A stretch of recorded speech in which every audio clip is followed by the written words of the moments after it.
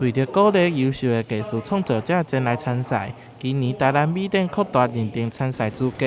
总共吸引517位艺术家参赛。比赛分为6大类，分别是东方美材类、传统工艺类、西方美材类、立体造型类、书法类，以及今年首度纳入评选的摄影类。今年台南美展已经迈入40周年。那可以说，台南美展是陪伴整个城市艺术的整体的发展。有很多爱好艺术的朋友们，也透过台南美展认识了更多的艺术跟艺术家。那今年在整个评审的过程当中，评审团对整个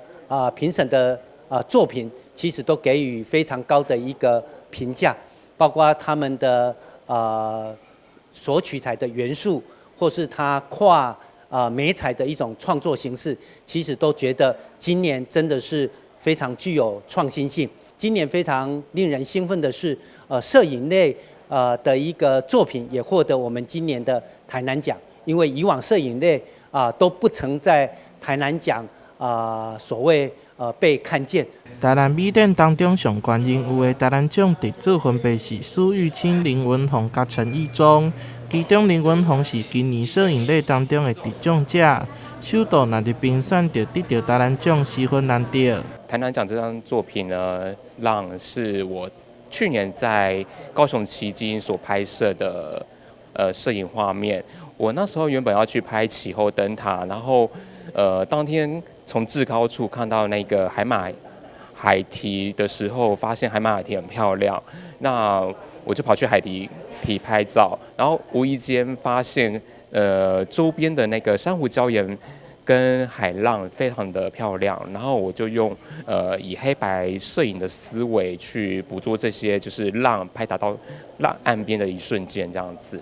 苏玉清为18岁就开始参加台南美展，今年以居家这件作品来成功得奖。作品展现当代生活状况的转写。这件作品叫做《居家》，那当时候呢是在疫情刚开始的时候，还有防疫距离啊，然后大家对居家隔离或者是确诊其实都蛮恐慌的时候。